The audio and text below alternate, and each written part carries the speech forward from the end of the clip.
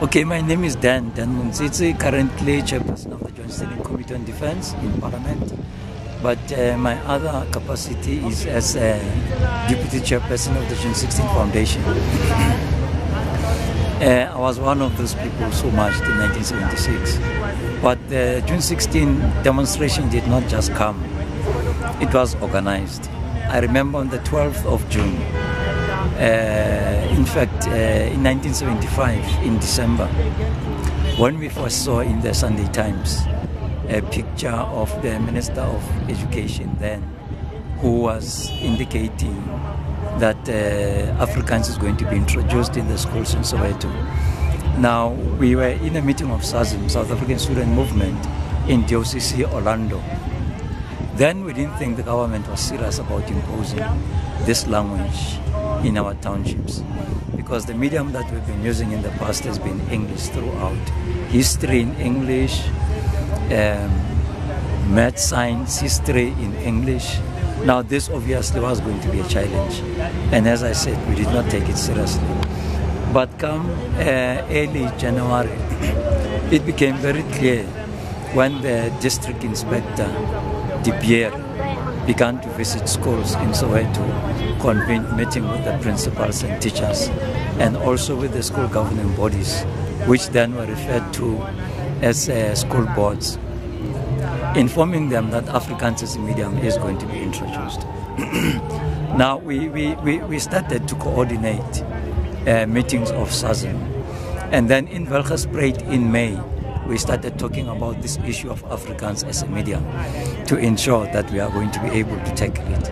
So the premise from which we moved was that, one, Afrikaans is not a language that was popular, most in particular in the townships.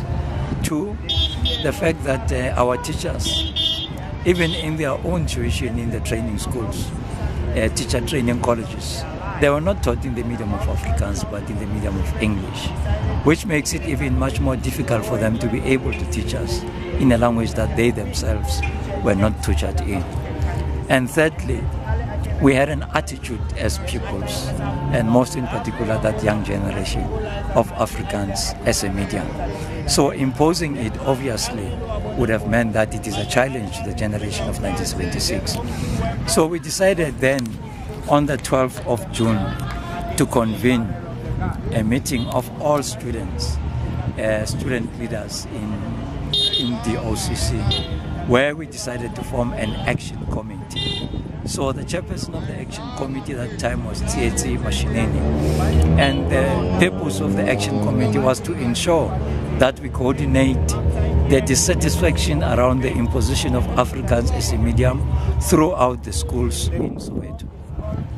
What we had to do was to ensure, secondly, that all the student leaders who were not in the meeting of June 12 were able to get the information, and schools that were not represented are able to get representation.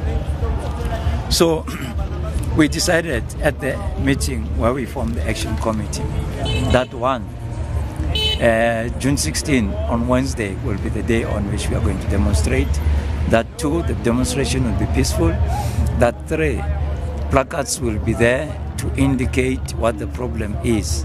Afrikaans, Bantu education, apartheid as an institution, and later, obviously, the unbanning of political organizations, and much more later also the release of Nelson Mandela, and so on and so forth. So you had a number of problems which were raised by activists on June the 12th. So much as Afrikaans as a medium triggered the problem, the whole spectrum of problems was more or less political. So on the day of the demonstration on 1976, I had also problems to get a taxi to my school, because my school is in Sekamantwane in Sinawane, and I stayed in Diepkloof in Zone 4. So it means I had to via Bara, and there were no taxis in Bara. But fortunately, I was able to get one taxi person to transport me and take me to school after having explained to him about what is going to happen. And at school, obviously, we were able to inform students about what is going to happen on that particular day. Our parents did not know about it, our teachers did not know, the principals did not know, even the police did not know. It took them completely by surprise. So it was only student activists who know, even the body of students did not know. They knew on the very same day that there was going to be a march. But prior to that, there was a rumor amongst pupils that there's a march that is coming, but they did not know the actual day. This was just about to make them ready about the march. But the police obviously heard very late about the march after the first schools have started marching. And when they came to the march, they came unprepared. They did not bring a loud hailer, for instance. They did not even bring people to come to negotiate with pupils. All they did was to let the dog loose, and they also followed up with tear gas after the dog was killed by the students, and then they started shooting at the students. So they were unprepared, and nevertheless the march continued. And it was only after the students were shot at that you had a real unrest taking place, because all institutions that were identified as government institutions symbolic of apartheid were actually destroyed. Beer halls were destroyed, rental offices were destroyed, and any white person who was in Soweto could not have been able to survive. A number of them were killed in Soweto.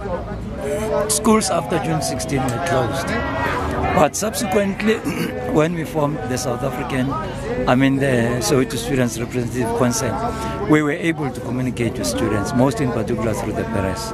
That time we used the media the media that we're using. It's the World newspaper, which was a township-based newspaper, and the Rendeli Mail, which was another newspaper that was available. When we need students to go to the schools, we publicize through these newspapers. And we also get to the ground to meet with the fellow pupils and inform them that everybody should go to school. But the impact of all this is that most student leaders who are members of the SSRC, who attend meetings, plan and execute them, attend meetings, plan and execute them, most of them could no longer stay in their homes because they were hunted by the police. So we could sleep in anywhere, even in the most unimaginable places, where you could have your own sleeping bag in a tree, your sleeping bag in a toilet, and all those other friendly teachers and pupils who also harbored us. The problem was that with people from the communities who harbored us, they become excited about the fact that they had student leaders who are sought after by the police, and they start speaking in the taxis, in the buses, in the trains, which makes their places no longer safe, because the next day the police would hunt them, you see. Now, a number of us got arrested, and we were tried, and 4 of us were sentenced to Robben Island, and then I did some time in Robben Island, Mefi Morobe, Seth Mazubugo, and Sibongile Mkabelo as well.